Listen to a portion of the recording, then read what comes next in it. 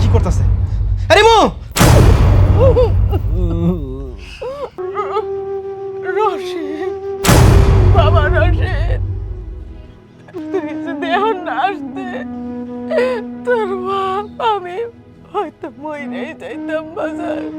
বাবা মা নিজের চোখকে দেখ দেখ, তাকাইয়া আমরা কত দামি দামি হোটেলের খাবার খাই, কত আরামের খাবার খাই। তোর বাপের চাইয়া দেখ, না খাইতে না খাইতে জানটা প্রায় যায় যায়।